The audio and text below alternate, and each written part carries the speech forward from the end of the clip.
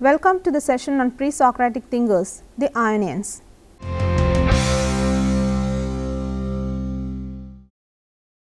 Western philosophy is generally considered to have begun in ancient Greece as speculation about the underlying nature of the physical world. In its earliest form, it was indistinguishable from natural science. The writings of the earliest philosophers no longer exist except for a few fragments cited by Aristotle in the 4th century BC and by other writers of later times.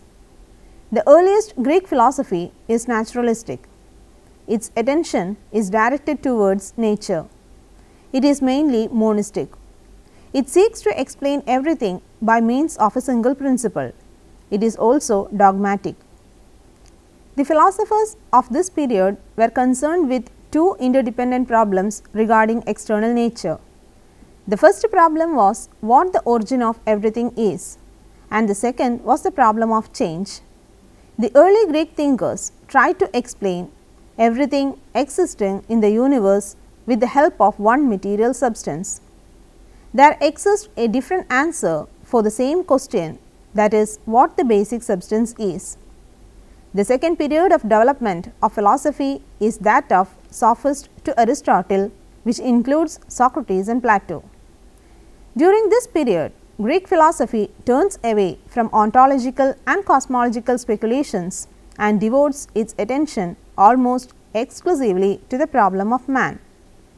The systematic period of the Greek thinkers, namely Plato and Aristotle, is the last period in the history of Greek thought. The origin of Greek thought is molded by the transition from traditional mythology and cosmogony into systematic philosophical ideas. The earliest Greek philosophers belonged to the Ionic school. The three prominent figures of the period are Thales, Anaximander, and Anaximenes. The distinction of Ionic school is that it emphasized some specific entities of material world as the essence of all reality. Hence, the pioneer of Greek philosophy is regarded as materialist in the strict sense. The problem of substance and change has been one of the crucial issues of philosophical debate both in the East and the West. In Western philosophy, the debate originated in the thought of Ionian cosmologists. This project intends to study how the problem of substance and change originated and evolved in the ancient Greek philosophy from Thales to Heraclitus.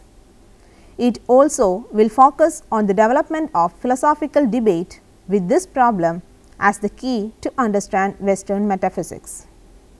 Milesians.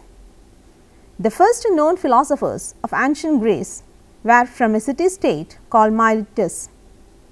Located on the west coast of what is now the peninsula of Turkey, Miletus was a thriving seaport and part of a region of cities called Ionia. As a hub of sea trade, residents of Miletus were in contact with surrounding cultures and as such were influenced by many of their views, particularly theories of astronomy that came from civilization to the east of Greece. The three first philosophers from Miletus were Thales, Anaximander, and Anaximenes, all of whom attempted to answer the question, what is the common stuff from which everything is composed?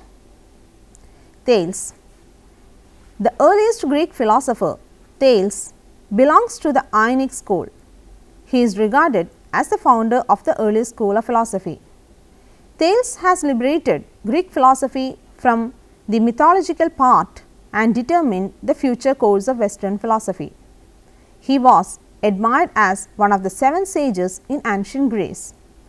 He had left nothing written for posterity, but it is clear that he had explained water as the first principle. According to Thales, 1.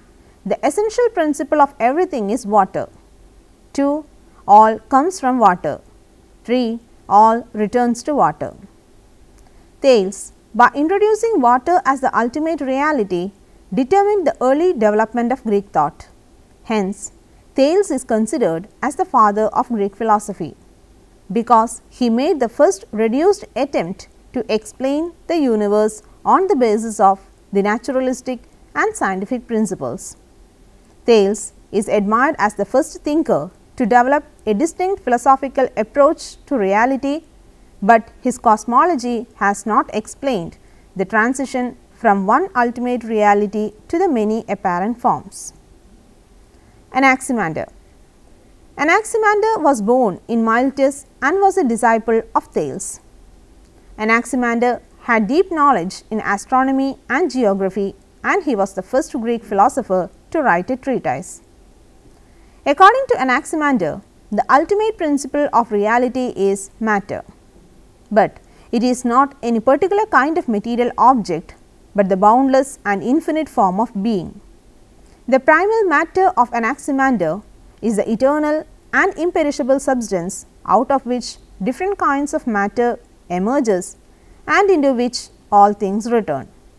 Matter is therefore the pure being which is qualitatively undifferentiated.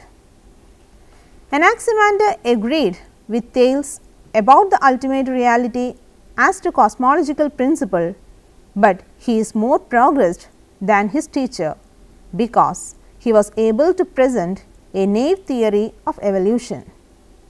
According to Anaximander, matter by eternal motion separates into the hot and the cold. The cold moist matter becomes the earth, which is the fire that surrounds the earth. The heat of the fire causes the water of the earth to evaporate to form the sheet of air. Anaximander's philosophy marked definite progress from that of Thales, as the former had explained the transition of one primal matter into the many different forms of reality. Even though Anaximander's theory of evolution is a naive one, it foreshadowed the later theories of evolution in philosophy and biology. Anaximenes.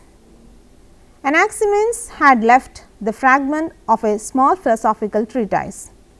He agreed with Thales, like Anaximander, about the first principle of universe as material. So, it is a view of naturalism. For Anaximenes, air is the ultimate principle of reality that stretches infinitely through space. Air is certainly in motion, and the power of motion is inherent.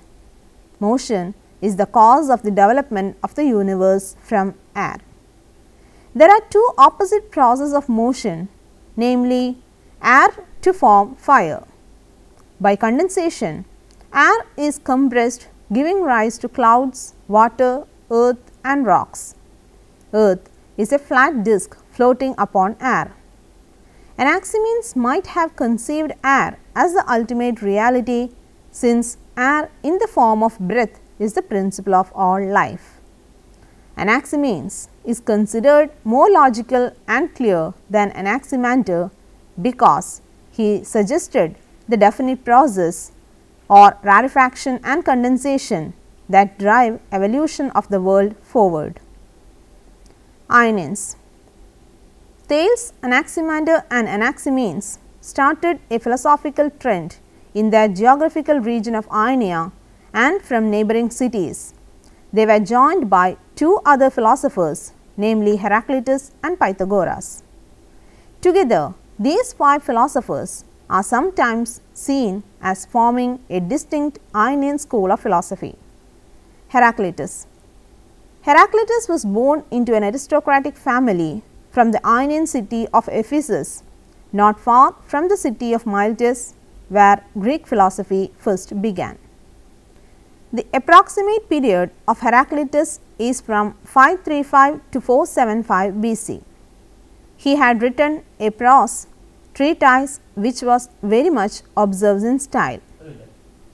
The philosophical position of Heraclitus was just the opposite of Eleatics. Hence, he regarded becoming as the only reality and all being as permanence or illusion. Everything is in a state of perpetual change.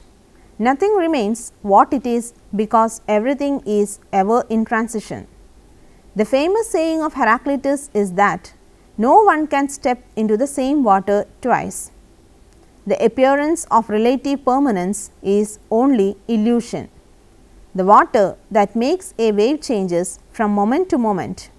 So, according to Heraclitus, all is flux. In one and the same moment, a thing is and is not. Becoming implies the state of being is and is not at the same time. For Heraclitus, both being and not being are equal as they form the dialectical correlation in becoming. Being is not being and vice versa because one is inherent in the other. Death or ceasing to be is an inherent property of life. According to Heraclitus, not only being but everything in the world has its opposites inherent in itself. Everything is a harmony of opposite tensions. The essential being of a thing is its becoming through the conflict of opposites. The metaphysics of Heraclitus is supported by a theory of physics which explains the world as composed of fire. This world was made not by gods or human beings, but by an eternally living fire. This concept of fire as the ultimate essence of all reality corresponds to the metaphysics of becoming. According to Heraclitus, the primal fire becomes air, air turns to water and water into earth. This is the downward path of becoming. There is also the corresponding upward path in which the earth transforms finally into fire. The upward and downward paths are one and the same. The fire as the ultimate essence of reality has also symbolic meaning. The soul or the principle of life is analogous with fire, since fire has the unique property of consuming everything into its own form. According to Heraclitus, all tensions are reconciled in one, and the one manifests into many. This implies a kind of relativism in physics and ethics. Pythagoras. We do not know much about the life of Pythagoras. He was born at Samos. In his middle age, he arrived in southern Italy and settled at Crotona. There he establishes the Pythagorean society. It was a religious and ascetic order closely associated with the Orphic sect. From the Orphic sect, Pythagoras adopted their belief in the transmigration of the soul and the release from the wheel of life. The rules and way of life followed by Pythagoreans were in conflict with the established political order of Crotona. So, the member of the order had to face severe persecution from the state, which led to the ultimate decline of the Pythagorean order. Pythagorean developed a clear system of mathematical metaphysics which recognized the element of proportion, order and harmony as universal. Normally, the objects in the world are recognized by the qualities, but qualities are different from one object to another and no sensible quality is universal. The only one universal quality present in everything is that all things are numerable and countable. Hence, Pythagoreans argued that the ultimate basis or essence of all reality is numerical. We cannot imagine a universe without numbers. As soon as we conceive an object of reality, some quantitative and numerical consideration becomes inevitable. Pythagoreans emphasized this as the essential and universal ground of all reality. Pythagoreans considered proportion and order as universally present because proportion is the quantitative relation of one object with another and order is measurable by number.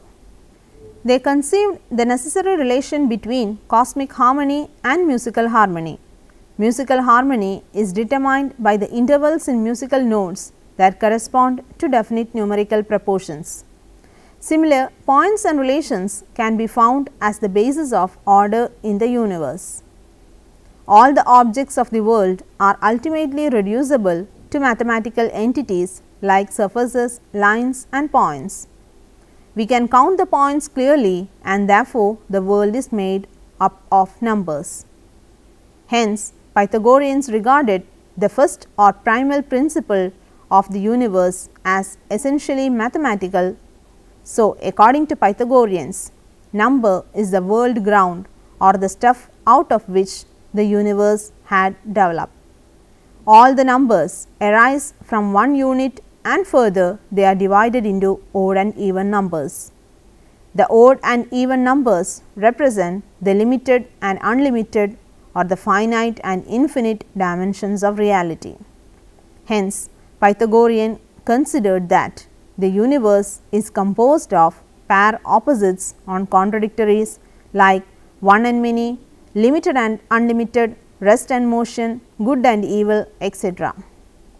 The limited and unlimited therefore become the ultimate principles of the universe. The limit is identified with the unit 1, which is further identified with the central fire as the health of the universe. Until the time of Pythagoras, Earth was regarded as the center of the universe. Pythagoras argued that the Earth, like other planets, is revolving round the central fire. So, there was an attempt to foreshadow the later astronomical objection to geocentrism. Characteristics of the philosophy of Ionics. W.T. Stace says that all philosophy begins in materialism. The first thinker of Ionia, Thales, conceived water as the ultimate principle of all reality. So, Thales can be considered as the father of Greek philosophy, for he had introduced the method of philosophical thinking as the search for one ultimate reality. All three Ionics, Thales, Anaximander and Anaximenes, agreed upon the method and goal of philosophy as the discovery of the one essential principle underlying all the diversity in empirical world. All the three Ionics introduced one or another kind of matter as the essence of all reality. So, their philosophies are based on one or another cosmological principle and they can be included in naturalism. The Ionics are also called hylozoists to indicate their materialistic basis because the Greek word hule means matter. The philosophy of Ionics marks not only the starting point of Western metaphysics, but also its progressive evolution. So, the philosophy of Anaximander is more advanced than that of Thales, and Anaximenes was able to make much progress from Anaximander. Thales could not explain the transition of water into many different forms of reality, but Anaximander had introduced the concept of evolution of the world. Anaximenes improved their concept by explaining the definite process of rarefaction and condensation that drive evolution forward. So, we can say that to a certain extent the Ionics were able to foreshadow the later scientific principles of evolution.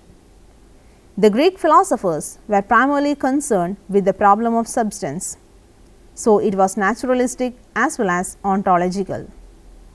Since the phenomena of nature are explained by means of a single principle, early Greek philosophy is also called monistic. Anyway, the Ionics had tried to explain the change or transition from one to many in their own naive fashion. Cosmology. Cosmos is the law governed universe which is causally determined. It also implies an ordered universe both quantitatively and qualitatively. Quantity and quality are characteristics of every sensible object. The view of Ionic thinkers is that the ultimate reality is both quantitatively and qualitatively matter. Ionian thinkers had the tendency to look outwards than inwards. Hence, their metaphysics became characteristically cosmological. According to Ionian thinkers, thought begins by looking outwards upon the external world and not inwards upon his own self. This fact determines the character of the first period of Greek philosophy. It is concerned with nature, with the external world. Man is taken only as a part of nature. so it is cosmological. Thales and other Ionian thinkers believed that man begins by looking outwards upon the external world and not inwards upon his own self. Anaximander believed that innumerable worlds are boundless. He conceived worlds as succeeding each other in time. According to Anaximander, world was created, developed and was destroyed, and another world arises, and this method continues forever. This periodic revolution of worlds went on forever. Anaximander believes that innumerable world, it is the view that there may be any number of worlds existing at the same time. These worlds were not everlasting, but began, developed and decayed and giving place in due time to another world. World is represented by Anaximenes as breathing as man's soul.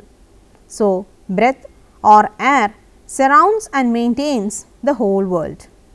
The cosmic air is animated and extends infinitely through space. Anaximenes considered the earth to be a flat disk floating upon air. Monism. Monism is a very broad term which means that there is ultimately only one thing or only one kind of thing or matter. It is also the doctrine that maintains that there is only one basic stuff which manifests into the many kinds and forms we observe. Monistic philosophy attempts to prove that the entire universe emerges from one single principle. The opposite of monism is pluralism, which explains the universe in terms of many forms and objects. The Ionian thinkers Thales, Anaximenes and Anaximander believed that the ultimate reality is one. According to Thales, the basic substance is water. He taught that everything is essentially water and all comes from water, and to water all returns. According to him, water has the quality of nourishment, be it seed, which is essential to life. In fact, Thales considered water to be the original stuff of the world. Thales was influenced by the myth of Oceanos and Tethys in selecting water as the primary substance in the world. Water is the primal kind of being, and everything in the universe is a modification of water. Anaximenes also held a monistic principle. According to him, air is the ultimate reality. He believed that reality is only one. According to him, air is constantly in motion and the power of motion present. This motion brought about the development of the whole universe from air. Anaximenes selected air as the primary substance because air has the potential to become dry and cold. Moreover, air is the essential basis of life. Anaximander also postulates a monistic principle of reality by conceiving indefinite matter as the ultimate stuff. It is boundless or infinite. It is conceived as eternal and imperishable substance out of which all things are made and to which all things return. Materialism. Materialism is the view that everything is made up of matter or material stuff. Universe is exclusively made up of some material and is filled with material objects. Materialism is the most common sense view because we all experience the external world as real and concrete. Material world is also different from mental world, and the former is known by extrospection, whereas the latter is known by introspection. Ionian philosophers Thales, Anaximander, Anaximenes are all materialists. W.T. Stace explains the view as hylozoism. The Greek term hule means matter.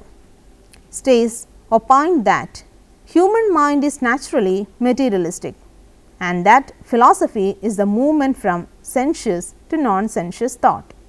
So, Thales first answered the question, what is the ultimate reality? He explained the nature of ultimate reality in terms of a sensuous object, namely water. Thales opined that a particular kind of matter is the ultimate principle and it is water. Anaximenes also believed that a particular kind of matter is ultimate principle and it is air. Apart from these thinkers, Anaximander believed that there is no particular kind of matter, but there is a single ultimate principle. This essential stuff or matter is formless, indefinite and absolutely featureless. It is the substratum of all, including iron, brass, water, air or any other material. The primal matter of Anaximander is pure matter not separated into different kinds. It is formless and characterless and so indeterminate in quality. So, it is also illimitable in quantity. Anaximander believed that matter stretches out infinitely through space. In his opinion, if there were a limited amount of matter, it would have been long ago used up in the creation and destruction of the innumerable worlds. Hence, he called it the boundless. Questions. 1. What was Thales' reason for saying that water is the primary stuff of nature? 2. Different Milesian philosophers said that the primary stuff of nature was water, the unbounded or air. Pick one of these and defend it against the other two. 3. General characteristics of Ionian philosophy. Here are some books for your reference. 1. Tilly Frank, History of Philosophy, Central Publishing House, Allahabad. 2. Mashi Y, A Critical History of Western Philosophy, Motilal Banarsidass Publishers, 1999. 3. Sinha Jadunath, A Manual of Ethics, New Central Book Agency, New Print, 1994. 4. Stewart David, Blocker Jean H, Fundamentals of Philosophy, Dorling Kindersley Private Limited, 2008. Hope you enjoyed this session. We will meet with another topic. Till then, bye.